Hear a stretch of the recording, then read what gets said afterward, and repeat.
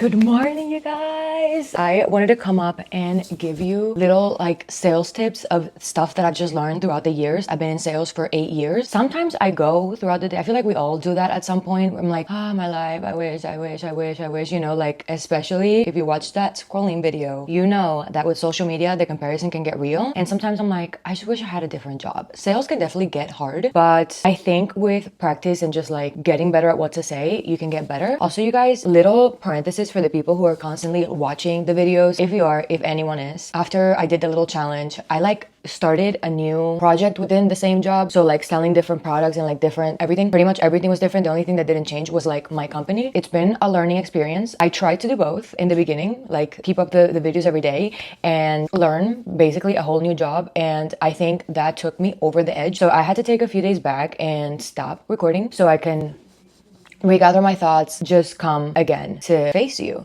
I think also like, and I always give like little content creation tips throughout my videos. I think one of the biggest things too is thinking that you have to explain things in a certain way or like say things in a certain way to be like liked or to be, like whatever. But then I remember that this video, like at the end of the day, like it's just me. I don't have any other way of saying things that besides my way. So anyways, things that I've learned in a sales position. I've been doing sales, is it 8 years or 9 years? It's been 9 years, you guys, almost 10 years. So I kind of wrote down little sales things that I've learned that could probably help you. I feel like this would have been very helpful if I was like starting new. I remember I started selling DirecTV at Walmart. It was literally a commission-based job. I had to learn how to sell. Why did I get into that? I don't know. Okay. I feel like I could have done so many different things, but anyways, my career choices for another day. First, insisting is annoying and people can tell when you are unsure about you as a person or about your product. I think what you're selling, you don't really, and this is just my point of view, you maybe don't have to like love it, but you have to like agree with something that you're selling, like if you're selling something that it's trash, I feel like it's going to be harder. But regardless of what you're selling, if you like it or not, if you love it or not, if you're passionate about it or not, I think just not being like pushy and overdoing it can get you there, because people can sense when you're trying to be like extra and too much,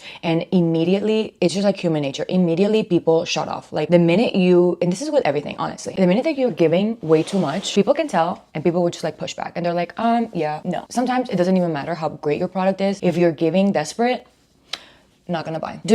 Number two, do not talk yourself out of a sale. Too much information without any interest is like going out, this is my example, is like going out with a guy that you don't like and they're just talking about themselves. You guys, sales is about, this is why when I first found out that sales was so linked to like psychology, and usually people who can read people really well and can like relate to people really well are the people that can sell the best, is because it's not about us. It's about the person and the person's needs. If someone's telling you they want to pay less, they want to pay less. I've heard some sales like people say like, someone doesn't want, yeah, someone doesn't want, or someone doesn't know what they want until they're shown. But if we're talking about like regular people, you're selling things to like the regular, like middle class people, and you're selling like basic things. And if something is out of a person's budget, usually within a sales position, if the person cancels later on because they can't really afford it, it's going to hurt you anyway. So why are you going to sell someone out of someone's budget?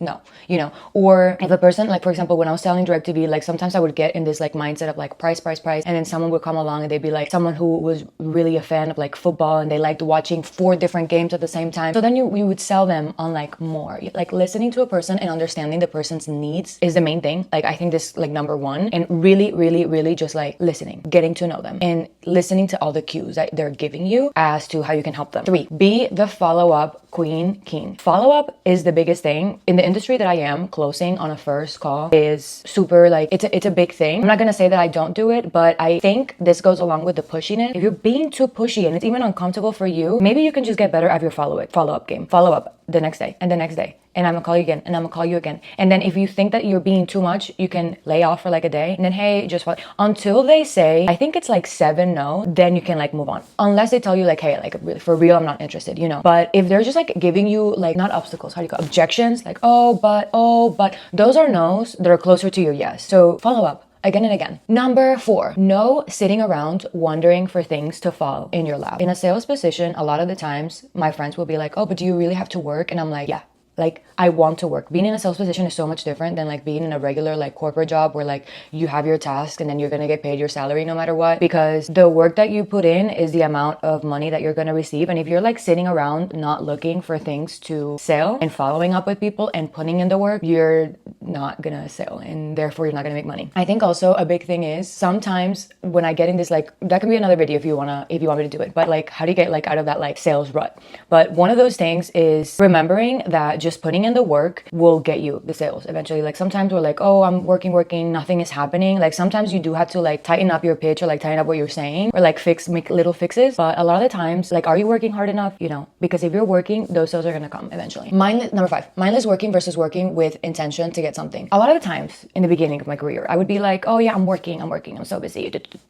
And I'd be doing like quotes, or I'd be doing this, or I'd be sending like marketing things and marketing emails and marketing mail. And it's like, how much of that is really intentional and how much of that is like things that can be automated? Because if you're spending a lot of time doing automated stuff and you're not really receiving anything, then that's not like working effectively. You have to do work that's gonna get you there. Usually that's getting in front of a person. Like whether you do sales over the phone or sales in person, like talking to the person, getting in front of the person is really what's gonna get you the sale. And this is number 6 and my favorite, praying for yourselves. Sometimes we worry, we stress, and a lot of the times things are out of our control. The market's different, this is different, and we're really trying our best and we're really like, we know what we're doing. So when that happens, I started questioning like, is it me? Am I just like not good at my job anymore? And then I pray. And then things just start to happen like beautifully. So that's just my input on all the little sales things. I'm gonna go to work now. Let me know if this was useful. And if you want me to like make more, maybe I can make one that's like getting out of a sales rut, or I don't know, what else? Or maybe my experience on my first job. I don't know. Whatever you think is important.